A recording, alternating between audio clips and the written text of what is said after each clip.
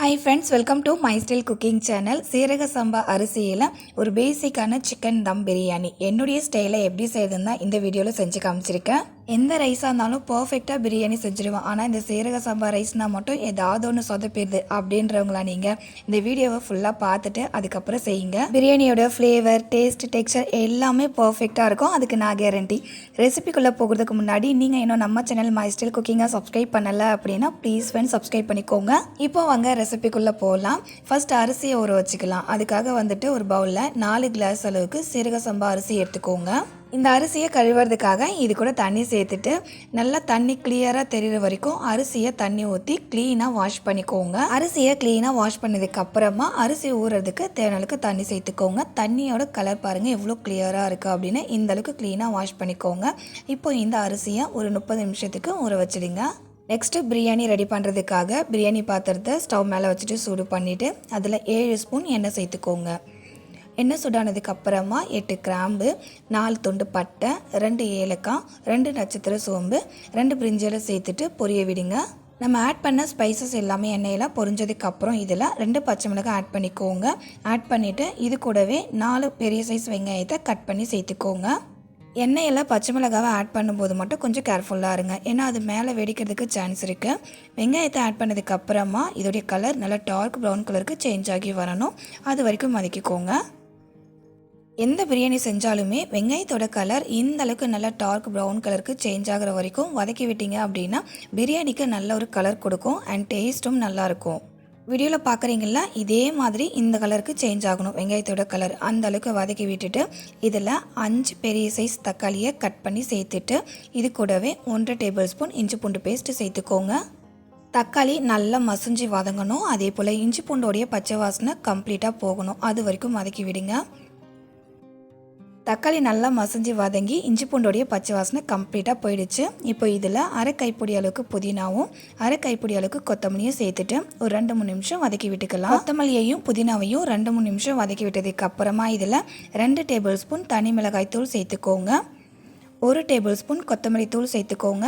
1 table spoon garam masala சேர்த்துக்கோங்க. 1/4 table spoon மஞ்சத்தூள் சேர்த்துட்டு நம்ம ஆட் பண்ண மசாலாவில் இருக்கிற இந்த ரஸ்மல் எல்லாமே கம்ப்ளீட்டாக போகணும். அது வரைக்கும் வதக்கி விடலாம். ஒரு 5 நிமிஷம் போல் நீங்கள் மீடியம் ஃப்ளேம்லேயே இந்த மசாலாவை வதக்கி விட்டீங்க அப்படின்னா அதோடைய ராஸ்மல் எல்லாமே கம்ப்ளீட்டாக போயிடும். பிரியாணிக்கு நம்ம வதக்கிற எல்லாத்தையுமே மீடியம் ஃப்ளேமில் வச்சு வதக்கி விடுங்க. மீடியம் ஃப்ளேம்லேயே எல்லாத்தையுமே வதக்கும் போது எல்லாம் நல்லா வதங்கி வரும். அதே மாதிரி அடிப்பிடிக்காமலும் இருக்கும். மசாலாவோட ராஸ்மல்லாம் போனதுக்கு அப்புறமா இதில் 4 டேபிள் ஸ்பூன் கெட்டியான தயிர் சேர்த்துக்கோங்க.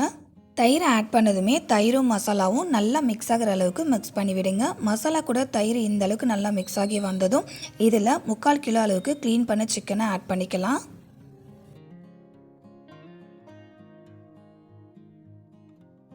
சிக்கனை சேர்த்ததுக்கு அப்புறமா மசாலாவும் சிக்கனும் நல்லா மிக்ஸ் ஆகிற அளவுக்கு மிக்ஸ் பண்ணி விட்டுக்கலாம். நான் இன்றைக்கி 3/4 கிலோ சிக்கன் எடுத்திருக்கேன். அதுக்கு 3/4 கிலோ அரிசி எடுத்திருக்கேன்.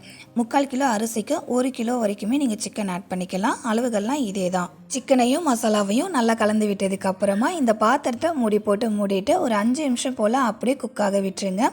சிக்கன்லேருந்து தண்ணி வெளியே வருது அப்படின்னா இந்த ஸ்டேஜில் உங்களுக்கு சிக்கன்லேருந்து தண்ணி வெளியே வந்துடும்.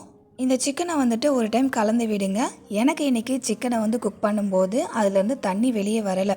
சப்போஸ் நீங்கள் சிக்கனை குக் பண்ணும்போது தண்ணி வெளியே வந்துச்சு அப்படின்னா அரிசியை மெஷர் பண்ணுறோம்ல, அதே கிளாஸால் அந்த தண்ணி எவ்வளோ இருக்கா அப்படின்றத மெஷர் பண்ணி தனியாக எடுத்து வச்சுக்கோங்க.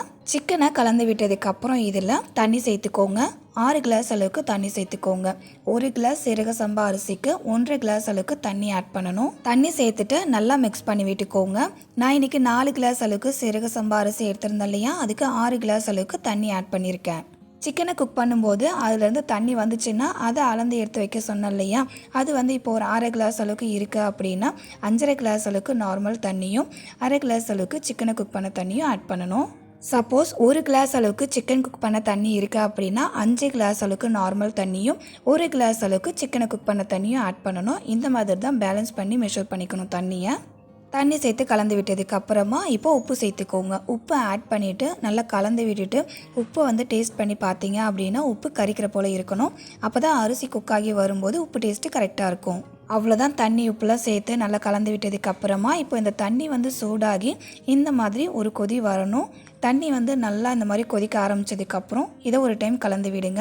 இந்த மாதிரி தண்ணி கொதி வந்த உடனே வந்துட்டு சைடில் தோசைக்கல்ல சூடு பண்ணிக்கோங்க. தம் போடுறதுக்கு கரெக்டாக இருக்கும். தோசைக்கல் சூடாகிறதுக்குள்ளவே அரிசியுமே வந்துட்டு பாதி அளவுக்கு குக் ஆகிடும். இப்போது இந்த தண்ணியில் வந்துட்டு ஊற வச்சிருக்க அரிசியை மட்டும் சேர்த்துக்கோங்க. தண்ணியை நல்லா வடிகட்டிட்டு அரிசியை மட்டும் சேர்த்துக்கணும். கொஞ்சம் கூட எக்ஸ்ட்ரா தண்ணி வந்து ஆட் பண்ணக்கூடாது.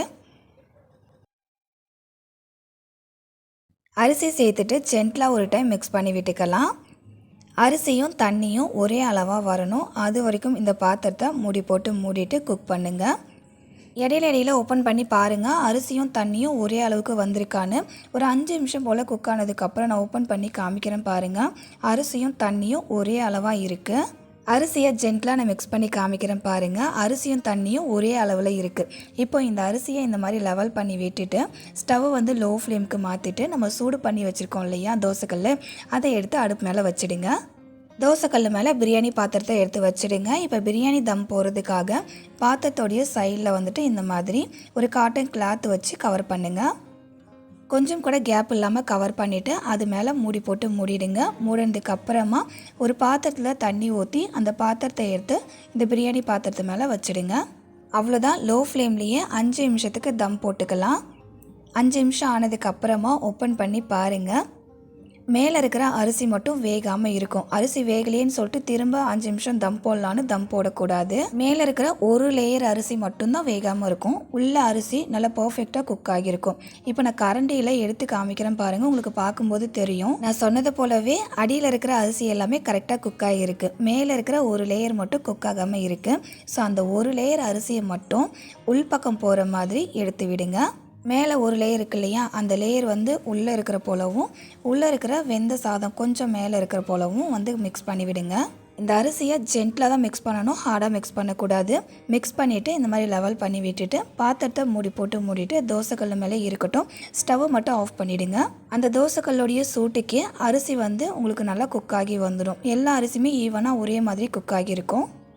தம்லேருந்து எடுத்ததுக்கு அப்புறமா நான் காமிக்கிறேன் பாருங்கள். குழஞ்சி போயிடாமல் நல்லா பொலன்னு அதோடைய டெக்ஸ்சர், டேஸ்ட், ஃப்ளேவர் எல்லாமே பர்ஃபெக்டாக இருக்கும். இந்த வீடியோவில் சொல்லியிருக்க போலவே எக்ஸாக்டாக அப்படியே நீங்கள் செஞ்சு பாருங்கள். அதோடைய டெக்ஸ்சர், டேஸ்ட், ஃப்ளேவர் எல்லாமே நான் செஞ்சது போலவே உங்களுக்கு சூப்பராக வரும். அப்படியே பிரியாணி நான் பிளேட்டில் சர்வ் பண்ணுற பாருங்கள் எவ்வளோ பொலன்னு இருக்குது அப்படின்னு. பீசஸ்மே வந்துட்டு நல்லா சாஃப்டாக குக் ஆகி வருங்க. சிக்கன் பிரியாணிக்கு சைட் டிஷ்ஷாக வச்சு சாப்பிட்ற குருமா, கிரேவி எல்லாமே ஆல்ரெடி நம்ம சேனலில் தனித்தனியாக நான் வீடியோஸும் அப்லோட் பண்ணியிருக்கேன். அந்த ரெசிபியோட லிங்க் எல்லாத்தையுமே டிஸ்கிரிப்ஷனில் தரேன், செக் பண்ணி பாருங்கள். இன்றைக்கி உங்க கூட ஷேர் பண்ணிக்கிட்டேன் இந்த பர்ஃபெக்டான சீரக சம்பா சிக்கன் தம் பிரியாணி உங்களுக்கு பிடிச்சிருந்தா அப்படின்னா இந்த ரெசிபிக்கு மறக்காமல் ஒரு லைக் கொடுத்துருங்க.